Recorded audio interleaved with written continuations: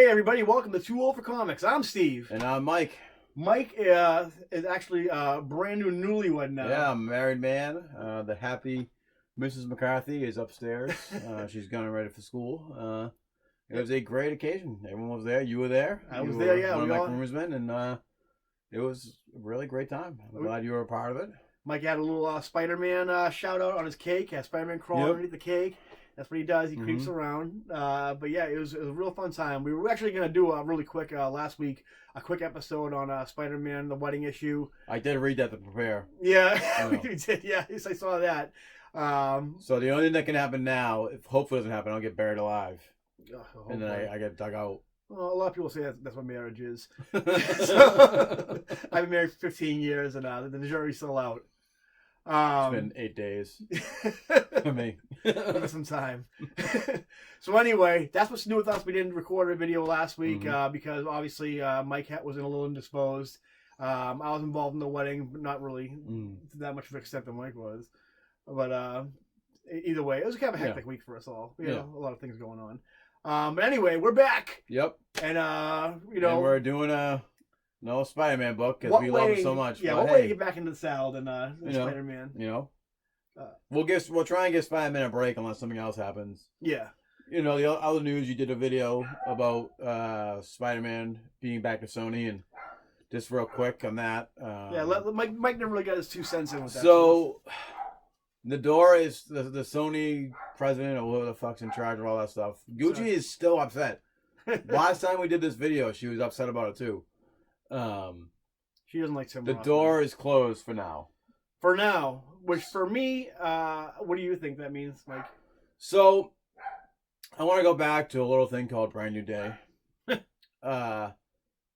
That's what for me that this Spider-Man is going to be. And let me explain it a little bit. It's going to be missing what was so great.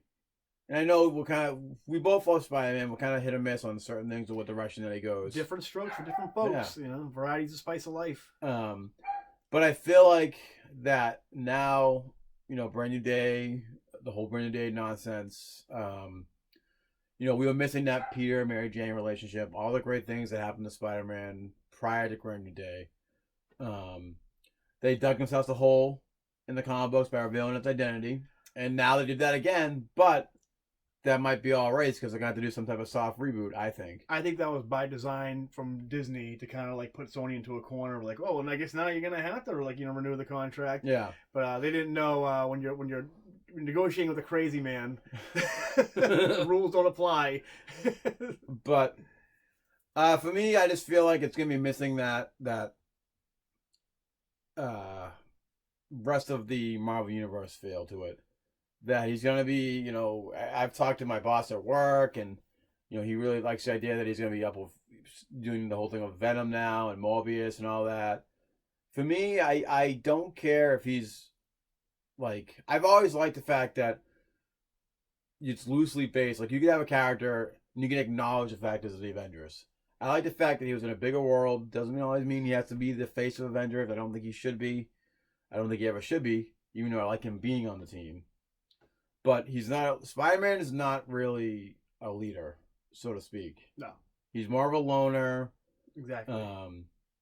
But when he was on the Premier Avengers team way back when Bendis was writing every Avengers book, I didn't like him on the Premier team. I loved him on New Avengers because the New Avengers was always, to me, was a street level team. That would have been nice. For me, I understand what you're saying. That would have been a nice story for me. But as far as that being a status quo, him on any team, I don't like. I don't like him being on any team. Not even the makeshift Fantastic Four. No, I like him being the Fantastic. I like him being the Kramer of the Fantastic Four. But other than that, I don't really like him on the Fantastic Four. I think Spider-Man, people shouldn't take him serious. He should get no respect, and even though he deserves it. He does. I think I think it should be Captain America should give him respect, but people don't want him around because he's too much of a loose cannon or a wild card. That's how I think Spider-Man works best. Is they treat him listen, we'd like to hang around with you, but you're a vigilante, so we can't really be seen with you. I like how they all know who he was. I don't like how the public knows who he was. They always thought that was a dumb idea. They dug themselves into a hole of that. And like I said, that might have been Marvel's grand design to keep him in the universe. So, and this could all be just a facade where they're saying that all this stuff is happening, I guarantee you there'll be some more talks when they make that new Spider-Man movie to get him back into the universe. Here's the deal: like you look at some of the wording for a lot of like with Kevin Feige and I think Tim Rothman's his name at Sony, saying like, oh, it's closed for now, for momentarily the door is closed. This is all they're still negotiating. Yeah, they're still going back and forth, and the closer we get to the 11th, so the clock strikes midnight to pull the trigger on a Spider-Man movie, I guarantee you're gonna have some new negotiations. Yeah. Whether Disney caves or there's some kind of new agreement comes up where they can just do cameos similar to how Hulk is in with Universal. See, that I'd be okay with if they did like a cameo where he was in the Avengers movies. I'd be so okay with that. Yeah. I just like him being part of the bigger world. Marvel basically has every single character, but now they don't have Spider-Man again. I don't see them sitting well with that. For me, solo Spider-Man movies for Sony, all good. Because honestly, I don't like how Marvel does Spider-Man, because basically in the Marvel universe, Peter Parker, not only does he not act like Peter Parker, he acts more like a sidekick. All he does is just clean up Tony Stark's mess. His villains are have vendettas against Tony Stark. He's just borrowing technology off Tony Stark, and it's just I'd rather him just be his own character. Yeah. But then, in the Marvel movies, if someone needs Spider-Man to help him out with something, say the Fantastic Four, I'd like to see Spider-Man show up. But as far as the solo movies, I think I'd rather see him in the Sony movies. Plus, I'd like to see Spider-Man punch somebody. Yeah, yeah, he did. I think I mentioned, I don't know if I mentioned to you or on the podcast before, after the Spider-Man movie kind of high came off, I liked Homecoming better than Far From Home. Spider-Man. I mean, I like them both. I do like them both. I'm not gonna say I didn't like them both, but I think the director has a good take on Spider-Man's world, especially the supporting cast. I hope that carries over. I hope they don't lose the director. But as far as how Peter Parker acts, I'd like to see him more of an independent person, creating his own gizmos and costumes and less reliant. Make the video game a movie. Yeah. Make the PS4, which is a year old now. Yeah. I was gonna see if you wanted to do a live stream of that, but I still haven't worked the kinks out of the Elgato device yet. Which I will be now that I'm married. I can spend time on that. Now that I'm married, I can finally ignore my wife. Yeah, exactly. We'll be doing that. That was a tangent. We kind of Mike, obviously, was indisposed with some more important things, so he can really get to put his 2 cents in. But now that we get that out of the way, we're gonna have to be talking about another Spider-Man related topic. The life, what's it called? The Spider-Man life story. Chip Zdarsky. I got the name right this time. I thought we were gonna call him Zip from now on. Well, fever follows if I don't want to call him the wrong name. And I don't think he seems like he has a good sense of humor. Yeah. We'll find out. Yeah, we'll find out. So these are written. There's a 6-issue miniseries written by Chip Zdarsky and by longtime Spider-Man favorite Mark Bagley. As much as I love Mark Bagley, and I know you made this reference before, is he allowed to draw anything else but Spider-Man? I don't care, because I'll buy any Spider-Man book he does. I'll buy the shit out of that Venom book he's gonna be doing. I can talk when we talk about the art, about these issues. We can talk about Mark Bagley a little bit. Chip Zdarsky, from him, he's kind of hit or miss for me. I've read a handful of his issues, spectacular. Some of them are pretty good. They're kind of zany. I didn't like his first story arc really. The only thing I really liked about that was Adam Kubert's art. I'm gonna go get Gucci. You continue. She really wants to be a part of this. So this one right here, where they kind of what they Gucci. did was she wants to be part of it. She does. Come on, Gooch. You clearly want to be a part of this. You get your 2 cents in. Come here, Gucci. The whole McCarthy family. They love Spider-Man. She's a McCarthy now. Come on. You've been saying your 2 cents the whole time. Come on. Let's just go with this. It's not even trying to ignore it's not happening. This might be how we get the reviews. Get the more views. People love dogs. Yeah. I mean, you put a dog movie out there. Yeah. Forget about I cry every time. Really, she wants to be a part of it. So. I just watched one with Dennis Quaid. I forget what it's called. But there's a little. I teared up during that commercial, the trailer, the racing one, with the dude from This Is Us and Heroes. So anyway, this book right here, 6 issues. It basically chronicles the life of Spider-Man from the 60s all the way to the 2010s. And what it does, basically the idea is, we all like Spider-Man. Yeah. But wouldn't you agree, there's a lot of bullshit when it comes to Spider-Man. Like, Mm-hmm. a lot of there's a lot of great stories, but there's also a lot of filler that we can do without. Let's do the caffeine free, not the caffeine free, but the fat free version Yeah. of Spider-Man. And that's what they do right here. We'll have Mike. I went through these issues. I kind of I read a lot of comics. So they take the biggest stories of the decade when it was originally produced or written. Let's go one at a time. Number 1, the '60s. What happened in here, Mike? Well, it starts off with so it starts off in Peter's college years. They don't go through the whole,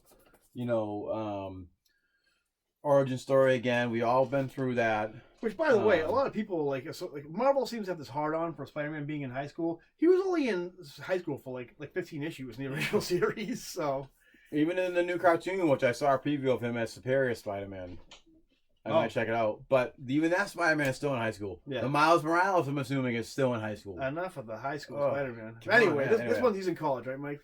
So it starts with him being in college. It starts off with I believe the Ramita issue 39, 40. Look at you. I know my stuff. I'm sure someone will say something, but it starts off with all the demonstration on there, getting out of Vietnam and all that stuff. The college kids protesting.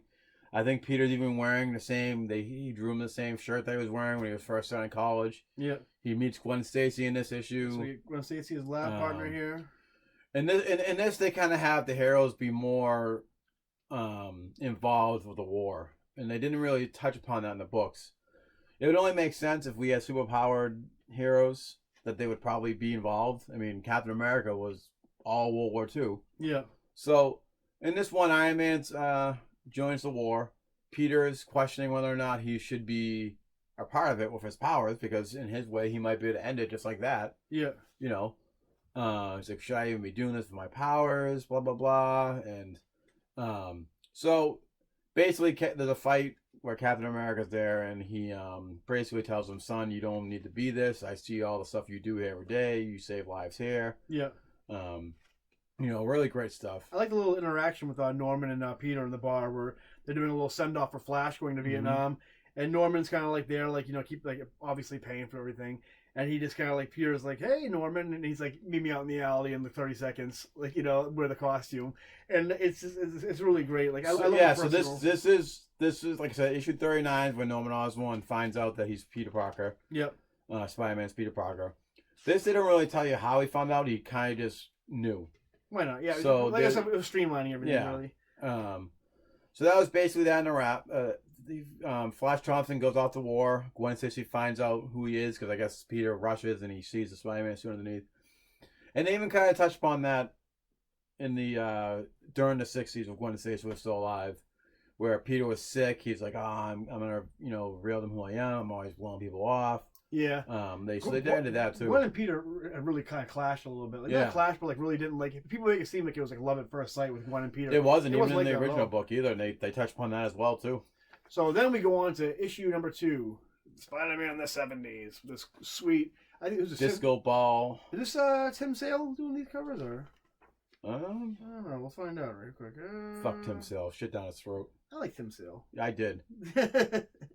I can. That's another story for another day. I can separate art from artist. I can sometimes. Well, I can because Mark Bagley is a wonderful soul. Actually, that's not correct. He can be kind of an asshole. But you know what? I fucking love his artwork, so he can be an asshole to me any day of the week. Let's talk about this one, the Spider-Man in the '70s. We got Gwen Stacy with a nice short haircut in this. Yep. So we find out that Flash Thompson was killed during Vietnam. So the book starts off with them visiting his grave. I don't believe there's a Fantastic Four anymore. Because Peter works for Reed, and Reed's kind of like, oh, blah blah blah. We shouldn't be using our powers to go save people like over there to stop the war type of stuff. We find out in this issue that I believe it was this issue. Either this or the '80s. But we find out that Sue Storm left Reed because he didn't want to get involved in a lot of the stuff anymore. Okay. And she went to go marry Namor, Submariner. Which she should. I mean, honestly. I mean, like Reed Richards, brilliant man, kind of a dickhead. He kind of takes his wife for granted a lot. But there was that father-son relationship that everyone thinks Peter can't have anymore. It can only be Uncle Ben. I think, actually... With Reed. I think it works better with Reed than it does with Tony Stark. Yeah. And in each decade, Spider-Man has a new suit. We also touched upon the Amazing Spider-Man drug issue where it didn't get the... comic code's approval. They touched upon that as well. And actually, right now we see Harry a little drugged out, hanging out on the in the VIP section. And Mary Jane and Harry together again, and so Chip really did his work, his homework. He would manage to get 10 years worth of stories into one book, and he did a phenomenal job. He got rid of all the stuff that didn't need to be there. He's the Goblin in this one again. Harry's the Goblin in this. He's a pretty sick suit. I think so. Black. It's got a little Ronin Green Goblin. Let's see if you guys can see it right here. I'll put it up there. I don't know if you'll be able to see it, but we'll put some shoots into some, clip art in. We got Miles Warren here. Yep. So Gwen Stacy's been working with Miles Warren the whole time, and as we all know, was part of the original Clone Saga. And this book also touches upon the original Clone Saga, where we find out that there's a clone of Peter, a.k.a. Ben Reilly, a clone of Norman Osborn, which I don't believe there was a clone of Norman Osborn. I don't think there was. There might have been in the original Clone Saga. I don't really honestly remember.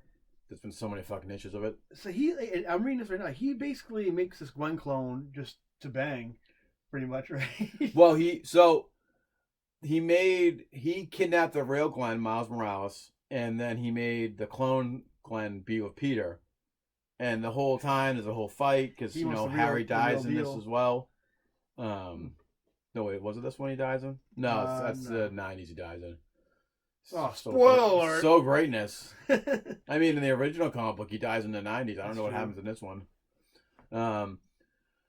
So this one ends off with Peter finding out that Gwen's the clone, and the one that he married, and the one that the original Gwen is dead. It sets up the same scene where he's holding her just like that, just like in the original 121 issue. Yeah. And then it ends with Ben Reilly, aka Ben Parker, and Helen Parker, going off to, I think, Michigan or something like that. I forget where it's something like that. Probably Portland, like that, because that's like a throwback to the. Anyway, they're taking off, and that's all it should have been in the Clone Saga anyway. They should have had like Gwen and Peter, the clones, go off in the sunset. They get this nice little thing at the end too, where which also pays homage to the end of 121. Yeah, they got Mary Jane hugging, embracing Peter, just like he did the night when Stacey died. Yep. With that. And the whole theme of this too that he puts across is that Peter, and we'll continue to see this in the books, that Peter puts Spider-Man before anything else. He puts saving other people's lives before his own happiness, his own family's happiness, and we see that in each decade. That he puts like Aunt May first before everyone else. He puts the role of Spider-Man as saving everyone else before everyone else, even at the expense of his own family. And, the Spider-Man was always that separation between Peter's happiness. I get, and I think he may do a little bit overboard on this. Yeah, but it's still, he did a good job of it though. This one, issue 3, we have Spider-Man in the 80s. Mm-hmm. This one, this is odd to me because the 80s is probably my favorite era for Spider-Man, and I barely remember reading this at all. Roger Stern, great books. Romita Jr. was on there too, I believe, in the 80s. Tom DeFalco and Ron Friends. I mean, the black costume. What's this one about, Mike? So this one starts off with Mary Jane being pregnant. They're married. We assume they're married. Splash the Secret Wars. So Ame has Alzheimer's. So just like in the 80s, the Secret Wars happened in the 80s. This happens in the 80s. And the thing I noticed really quick about this, you see Reed Richards, all kind of old and like wrinkly. Mm-hmm. The one thing we didn't mention about this is that it takes place in real time. Yep. So not only does like go through a decade, but Peter ages. Everyone ages. Which I mean, by the time he gets to like the last issue, is ridiculous. Except Wolverine, he doesn't age. Yeah, Wolverine's the same age. But Wolverine wasn't in the original Secret Wars, so. Yeah, he was.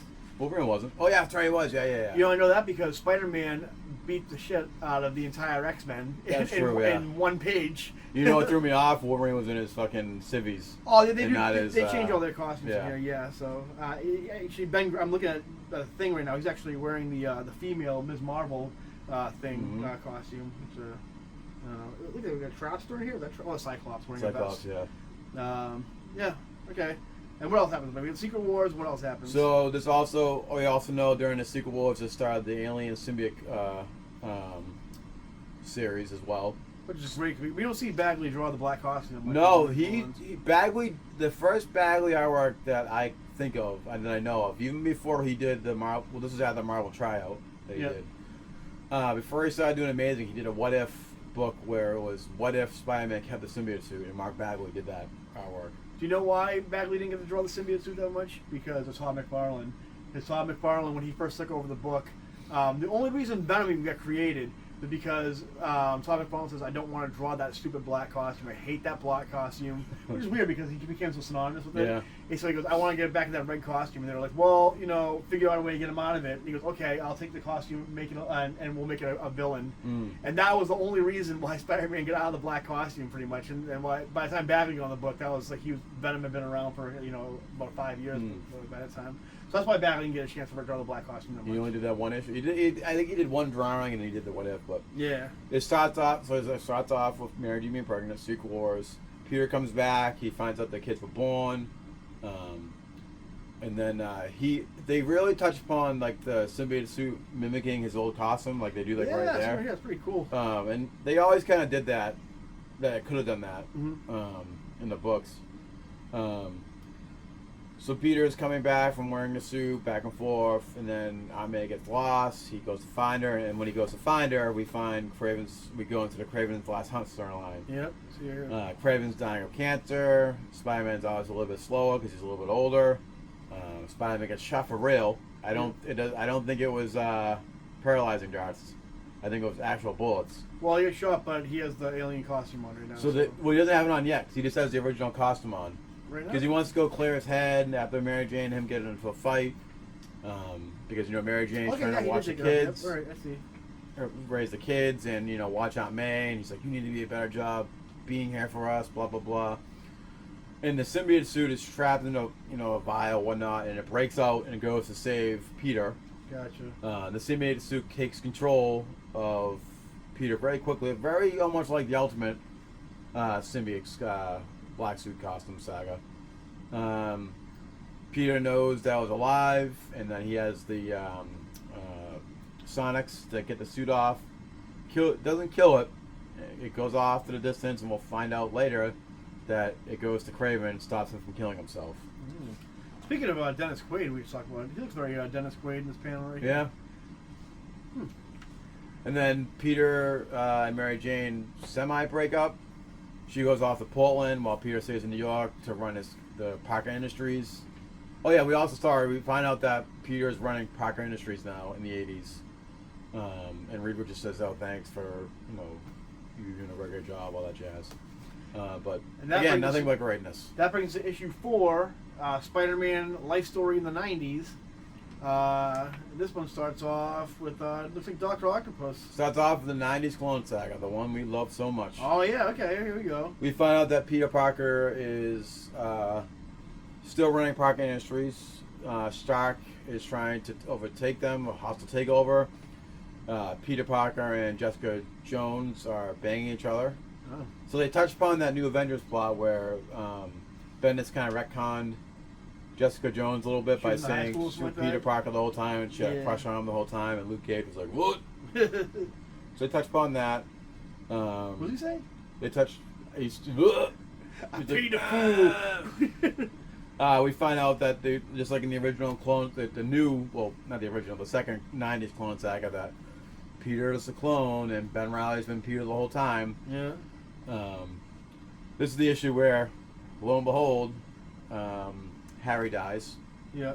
We find out that Norman Osborn has been orchestrating it behind the scenes the whole time, just like in the original Clone Saga. Yeah. Peter basically says to Ben, "You're Peter Parker now. You're the real Peter," and lets him have the life. Parker Industries, the whole 9 yards. And this one, he is legit. Is he really the clone? So, when you continue reading on, it will say that Peter redid the test and found that he was actually the real Peter, and Ben was the clone. Okay. But Peter was like, "I've had enough. I want to live my life with my family." He lets Ben take over as Now we don't Spider-Man, and we don't get a Scarlet Spider in here, but we do have this mask, and he is wearing a blue sweatshirt. yep. Which he could just snip the sleeves off. I think that Ben might have been doing something in the background in Chicago or wherever the hell he was. I think it was Chicago because they mentioned before, like, oh, this is worse than the Chicago fires and something to do with Doc Ock, but whatever. And then we find out at the end, a fucking badass Peter Parker grabbing the Goblin Glider because he goes to visit. He knows where Osborn is the whole time. He's in one of those old Goblin lairs, Yep. all old, and looks more like the Vulture than he does Norman Osborn. And he just basically says, liver spots all over him. Yep. And he just has a heart attack instead He of. tells him that Harry died. He thinks he did it, and yeah. So, but Peter returns to Portland to see his kids, and then we go into the early 2000s. Early 2000s. So here we go. This is the Straczynski era. Mm-hmm. So I mean, yeah. So yeah, we could have named it basically. Basically, yeah. So we talk about Moreland, pretty much, right? So this starts off with Mullen killing the clone of Peter, Ben Reilly. Okay. We find out that because he says, kind of reaffirms it, like, oh, you're the fake, blah blah blah, but I'll eat you anyways, type of thing. We see Peter with a beard. Beard's in style. This looks just like that scene from Age of Ultron where Tony and Captain America. Yeah, it does. Chopping wood at Hawkeye's house. Peter's with his kids. They have spider powers. Yeah. Also during this time, the Civil War Registration Act is in effect, so that they touch upon Civil War. Yep, that happened. Was going on there in the time in the comics. They find out that Peter finds out through the news that Spider-Man died, that it was Peter Parker the whole time at Parker Industries, so Peter has to go back to New York to face Mullen himself to get him away from his family. His daughter named Claire, but why couldn't they? Because she looks just like Mayday Parker. Yeah. I don't know why they cut her. So yeah, I was thinking about this at work today. Marvel really likes to fucking drill it to you. They really like to tug at your heartstrings. Fucking Dan Slott and the whole new Clone Saga of Ben Reilly. Secret Wars, the newest Secret Wars one that came out 5-6 years ago, whatever it was. Bringing back Renew Your Vows. Yeah. But it wasn't May Parker.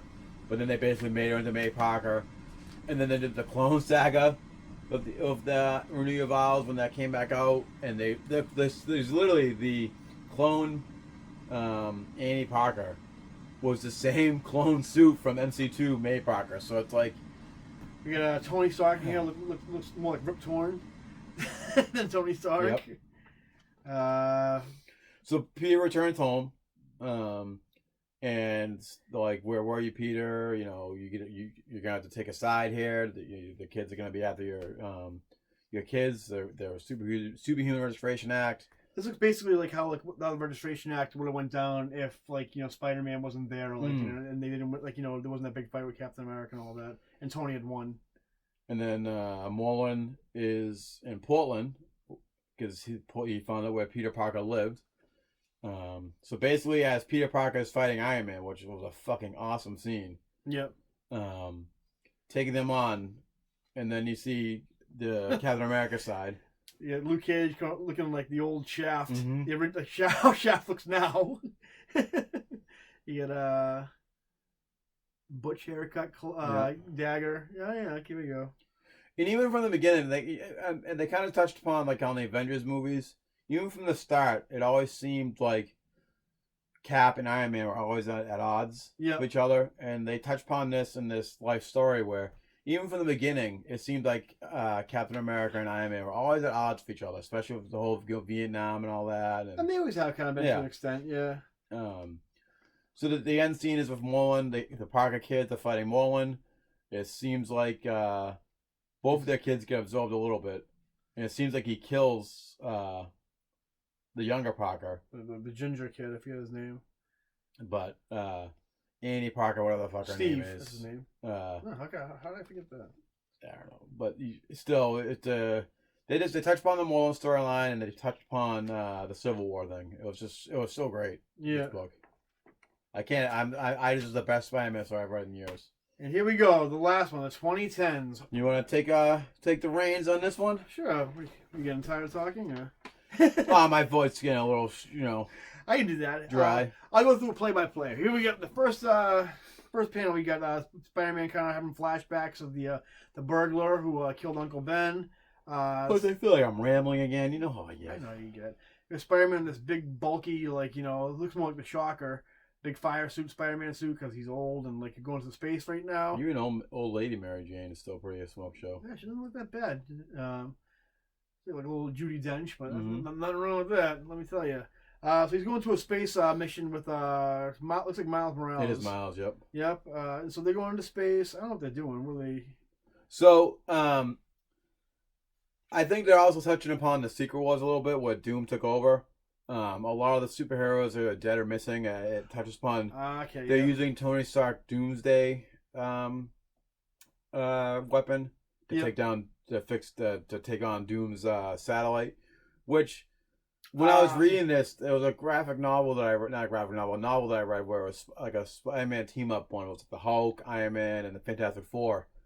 And one of the books, the middle one, where he teamed up with Iron Man, it was called Doomsday. See, so that made me think of that when I was reading must not have read the 80s one originally, because when I saw this Craven Venom little amalgam right here, I was like, this is the first time seeing him. And I was like, who is this? And then I realized it was both of them together, and that makes sense now after now going over the 80s one. And then Peter just fucking kills it.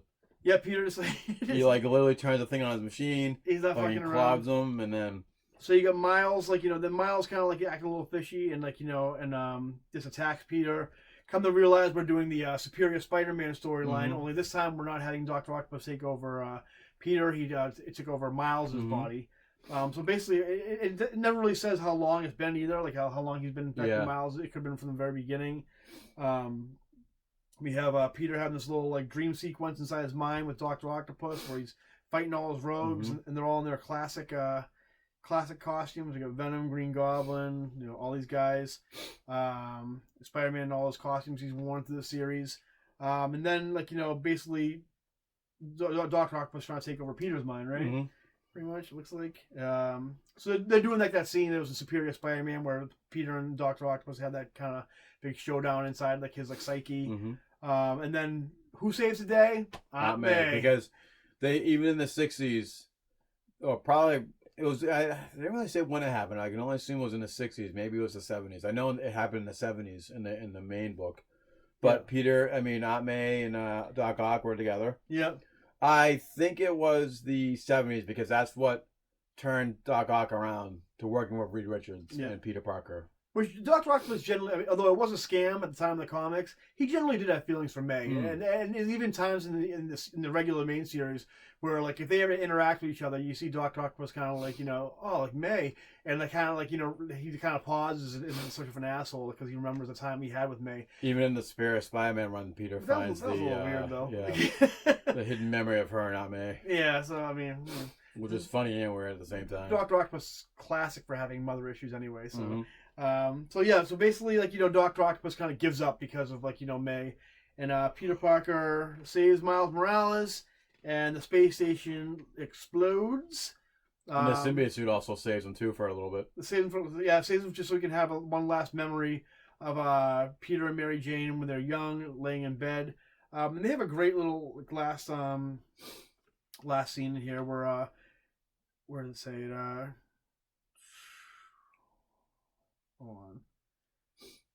I don't know, I'm not gonna read it right now. I'm not gonna read it word for word, but it's a nice little. The audience wants you to. Okay, here we go.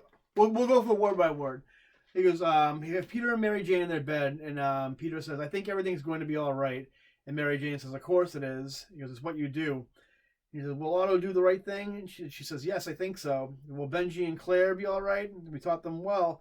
And I'm not going anywhere anytime soon, unless I also get bitten by a radioactive spider and have to put myself in jeopardy every day. And so as they're talking right now, the space station is like ready to explode, Star Wars, Death Star style.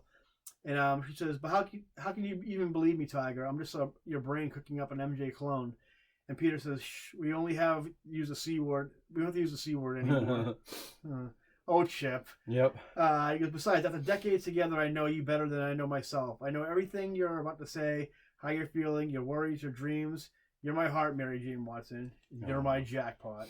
Ooh. And the whole space station explodes. And so basically we have Dr. Octopus. He's like in his iron lung, ready to die. Mm-hmm. Miles Morales comes over and is like, ready to pull the Crush plug. his windpipe. Yeah, crushes windpipe, and then decides to walk away because death would be too good for him.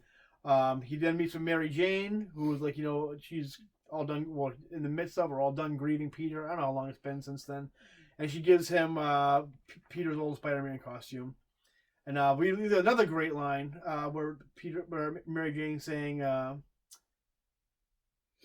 Peter's talking about that dream he had, but that she goes, MJ, look, I know dreams are boring, but I keep having this one. It's the day Uncle Ben died, and it flashes back to where the bird was running away, and it says, the day I let the killer get away. It's so real, MJ. It's like I'm there again, and yes, I know what you're going to say, but this isn't me beating myself again like always. It's different this time. It's a good dream because he ends up saving, he stops the burglar, ends up saving everything, and that's the end of Spider-Man life story. Yeah. I Mike, you need tissues, something like that? No, I'll be okay. Okay. It's not easy to see Peter die, but So how'd you like this? I thought it was one of the best Spider-Man stories that I've read in a very long time. That wasn't part of the main 616 Spider-Man. Yeah. We get a lot of great Spider-Man stories, but we don't get a lot of great Spider-Man stories like this. Yeah. We've all had great storylines. There's too many to name. It seems like that every character gets a great mainline graphic novel. Yeah.